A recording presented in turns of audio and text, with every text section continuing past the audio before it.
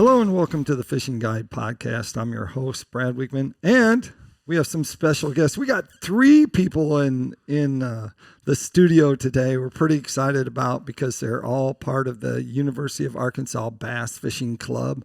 They've been here before, but we have some different guys that are on the team, and so we'll just start. We'll start to my left. Ben's here. Ben, tell us a little bit about yourself. Yes, sir. My name is Ben Burnett. I'm a senior. I'm an ag business major, and I've been on the team for 4 years now, and fished a decent amount of tournaments, but had a really great experience so far. It's been awesome. Carter's here. He's been here. He's like the old timer. Pretty soon, he's just going to show up, and he's going to help me do the show. So. He's a veteran. You know, my name is Carter Welch. I'm from Katy, Texas. I'm a senior as well. I'm a marketing major. Been on the team for this my 4th year. We just last season we've been rocking and rolling. Yeah, there you go. And I'm gonna get it right, Chandler, right? That's it. That's right. Yeah. I'm Chandler Holcomb. I'm from Benton, Arkansas, and I'm a senior as well, ag business major. Been on the team since freshman year, 2019. So. Tell me how that goes, that you're the Arkansas strong here, and here these Texas boys come in here, and they think they're going to catch fish, right? They outnumber us, but they've got a good practice field down there in Texas, so a little bit better than around here. Oh, yeah. So let's talk about the club. When you're part of the club, how do you know when you're going to fish tournaments? How does that all happen? Do you have meetings? Yeah, we have a meeting about, usually starting off each semester, and then one kind of in the middle, and then maybe one at the end, just to kind of brief people on what's happening, what tournaments are available, and answer any questions mainly. Right. Is there a membership fee? How's that work? There is. So you pay dues through the University Recreational Center when you're a student, and then those dues go towards you get a jersey. And then you get help like with hotel and oil and all those, your boat maintenance fees sometimes, depending on the tournament, how many people are going, what our budget is, and stuff like that. So did you bring your own boat from down that way? I do not keep it up here. I just drive home and get it before every event. And it's not far. Keep it a couple hours from here. So the event, they're on the weekends, right? Yes. Yes. Yeah, most of the time. So you don't get out of school. Oh, yeah, we'll get out of school. We get excused. And if we don't, we're going to go anyway. Yeah. So, oh, yeah. Exactly. I like that. Yeah. I like that idea. Because that would be an issue, wouldn't it? Trying to, if you don't know, the University of Arkansas has no parking. So I guess I can go out on a limb and say that. And so, absolutely.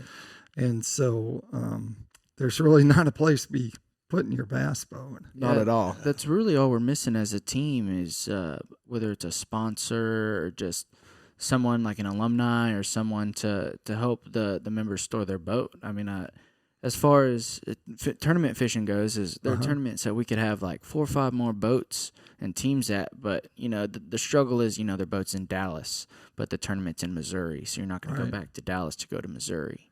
Right. So that's one of the big issues that we've come across the last few years that we've been trying to solve, and that's probably been our biggest priority my biggest priority the last few months is trying to figure that out. Right. So give us. Have you set your schedule up for this year? The schedules run through it.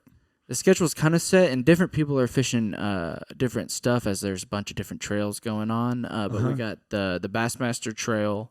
They just kicked off with Harris Chain. They got that this week. Okay. Then Cherokee Lake. Right, in Tennessee. I want to say in a month. Yeah. Something like and that. then there's the Red River in Louisiana. And I believe there's one more in Alabama, one of the Alabama lakes, but I want to say it's Hartwell, but I could be wrong. But that's in South Carolina. Yeah.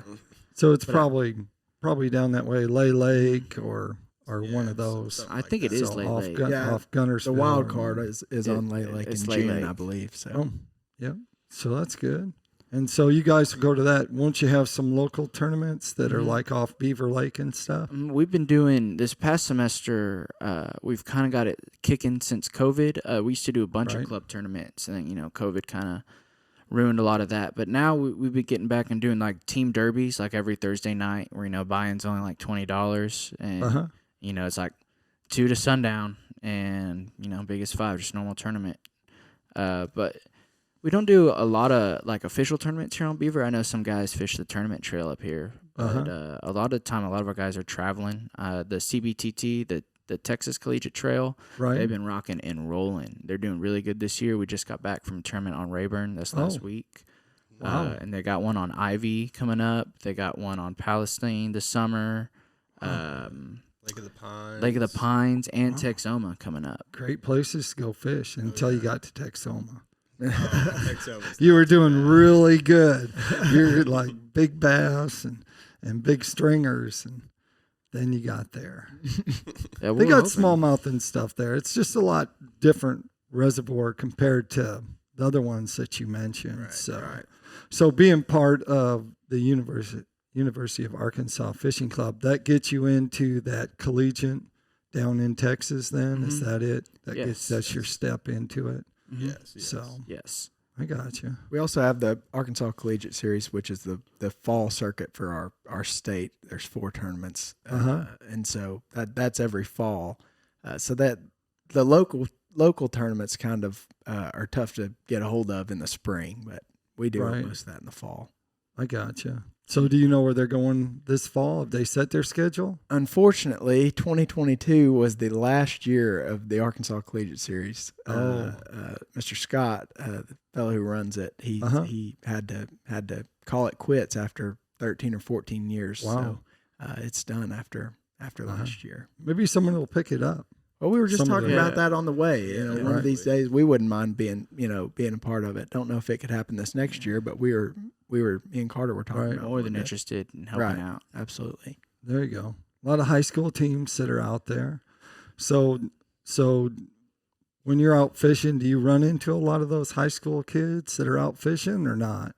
Well, sometimes we do, depending on if the tournaments are back to back. Like I know last year on a Bassmaster, their practice day was our day 2 of the tournament. So they were all out there with us. And their tournament was just like right after the day after was their day 1. But other than that, I haven't had any tournaments where it's a bunch of high schoolers out there. They have it's a pretty big circuit, the high school circuit. I would say they put more money into the high school one than the collegiate one, just because there's so many more fishermen in the high school level. Right. So it's totally different than the collegiate one. So we don't really run into them on the water, but we're in touch with them because they contact us about fishing for the Arkansas Fishing Club. There you go. So how'd you start fishing? What's your story behind your growing into a fisherman in college? Well, I remember the day actually when I was about 8 years old. I used to always go out to this little canal behind my grandma's house, and one day in my head I was like, dang, I just love to fish. And that night got back home on YouTube and started looking up fishing videos, and from then on just kind of started going, and then joined a little bass club at my church when I was maybe 10 or 11, and then been fishing tournaments ever since. That's pretty cool. Yep. Carter? I grew up, my family's from the Galveston Bay area, grew up bay fishing. And then eventually, once I was old enough to kind of do my own thing, I started bass fishing, all the ponds in Katy. And just like Ben said, it's just one night, YouTube, all of a sudden you're watching guys catch 10-pounders, and you're like, I want to do that. And ever since then, it's been a chase. Yeah, in Arkansas. There we go. So I grew up for the first few years on the north side of Greer's Ferry. So that's where I kind of cut my teeth. Wow. And, my dad has since moved back, but I started fishing with him he's told me stories that I used to go with him when I was like 1, could barely even walk, and I'd just play with trucks in the bottom of the boat for a little while and then fish for a little while. So I've been doing it since before I can even remember.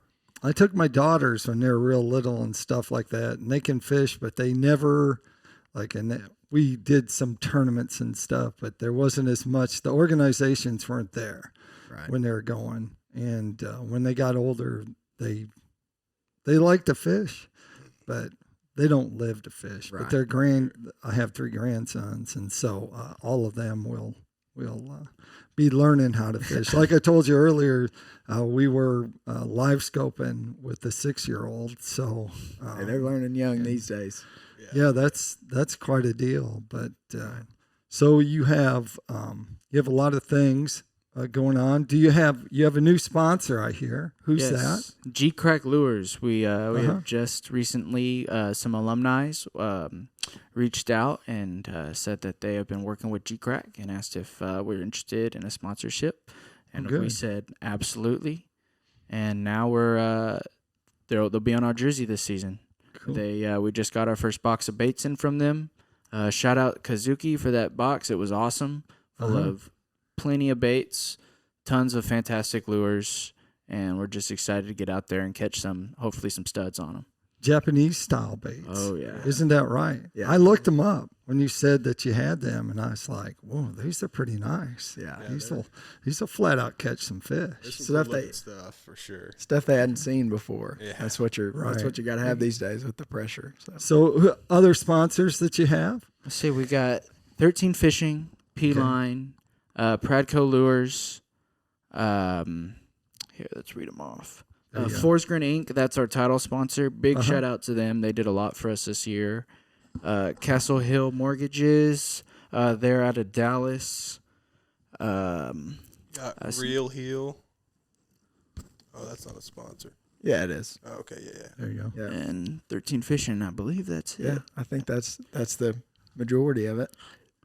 An IMS Relocation. Oh, and then Wu Tungsten and Spearpoint Hooks. Those are two big sponsors that do a lot California. for us as well. Yeah. That's a pretty cool company. Do you like using Spearpoint? Yeah. Oh yeah, I do. Yeah. It's a cool concept for sure. The way that they look and stuff, it's a cool concept. Right. They've been around ICAST and all those places. Right. So a lot of these places, are they in Texas then? Mm-hmm. A lot of them are like our sponsors might be family-owned businesses, and their son or daughter might be on our team, and they're just helping us out. And so we have 2 or 3 sponsors out of Dallas, but the rest are all Arkansas. I believe Forsgren's Fort Smith, if I'm not mistaken. They're a big construction company out of Fort Smith. Right. So number of people you have on your team? Oh, do you have a number? On the team, I would say we have about 40 people, and about, I want to say 15 to 20 people who fish tournaments pretty frequently. I gotcha. Yep. Right. And there's levels actually to circle back to the membership. When you join our team, there's levels, and you can pay. I don't recall. I don't want to spit out the wrong numbers here, but you can pay a lesser amount if you don't want to fish the tournaments and you just want to be involved and learn and all that. But if you want to fish tournaments, then you pay for the higher package, I guess you could say, and comes with the jersey and such. So. Yep. So you have some female anglers? We do. We do. Yeah. We do. We have a female team. They fish together. They haven't been active as of recently. From what I understand, they've been working. But awesome people, and they love to go out and catch fish. It's awesome. Who do you think the best fisherman is on your team? On the team? Not Jacob Swerdloff.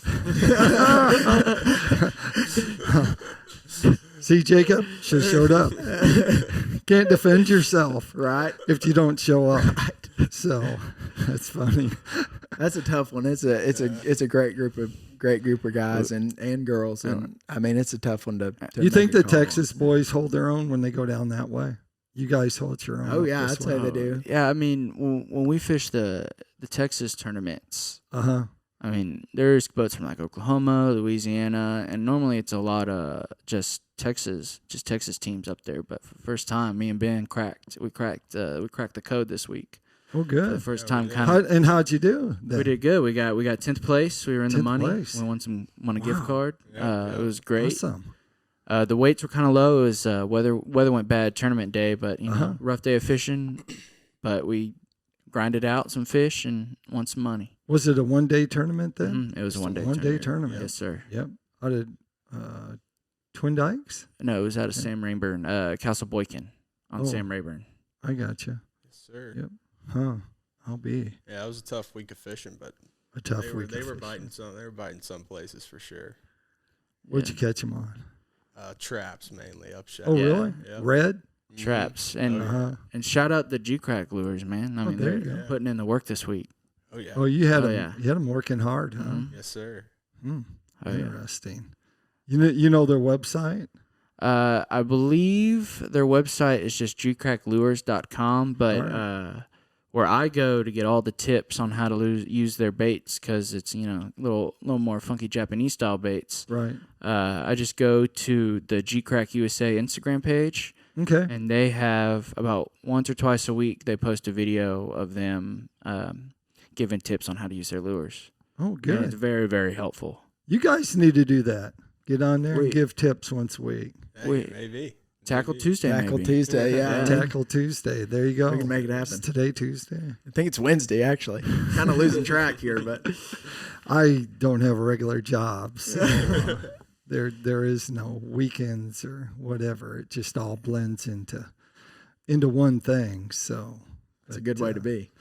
Yeah, it works out pretty good. Right. So that takes us to Tackle Time. Tackle Time sponsored by Pico Lures. Pico Lures has a complete line of hard and soft baits. You can use them to catch everything from walleyes to stripers to white bass to blacks. You name it, they pretty much will catch them. They have a whole bunch of soft plastics that you can use for crappie fishing. So make sure you check them out at picolures.com. That takes us up to you guys. Tell us, you have sponsors right now, but what if someone's out there and they're listening and they want to help you out? They want to be a sponsor. How do they go about doing that? Well, we're still accepting sponsors this season, so Okay. if some viewers is interested, feel free to reach out. But our Instagram and Facebook is Arkansas Bass Fishing, and then our email, the bass email, is bassteam@uark.edu. Okay. And that'll be the easiest way to get a hold of us. If you DM'd on Instagram, I would assume it might be replied faster. I was about to say the same. Yeah, Instagram's definitely the best way. Instagram's the way to Instagram's go. the way to go. That's Did you guys post pictures of your fish when you're up on stage? We From, did, yeah. We uh, did Yep, on the yep. on the from page. Rayburn? Mhm. Yes, sir. Oh, there you go. Well, good. So make sure you check that out. See how those fish look. I actually forgot a sponsor. One of our newer ones is Bahio Glasses. Oh, yeah. Oh yeah. They're one of our newer Got them right there. partners, and they have quickly become one of our better sponsors and more helpful sponsors, and we are Right. so thankful for them doing everything they've done for us this season. Actually interviewed the owner of it. Did an Oh, interview and have a YouTube video on that, so you can check their glasses out. More of it if you want to find out from the owner himself. He does look like he lived on the beach for quite a while. But he does. Their glasses, they're different, but they very protective and the ones I got have a very wide lens on them, so they go down farther. So that's good, I think, for when you're live scoping, when you roll your eyes down compared to that gap that's in between there and having to look through that bar. So that was the one reason why I actually like them. Yeah, they've quickly made a huge dent in the market Uh-huh. with their price point. All their sunglasses are the same, same price, all the same colors. I mean, there's like each sunglass you could make like 20 different ways. Right. Each That's pair, really which cool. is Yep. phenomenal. Good stuff. All right. Well, that takes us to the end of the show. Appreciate you being on the show.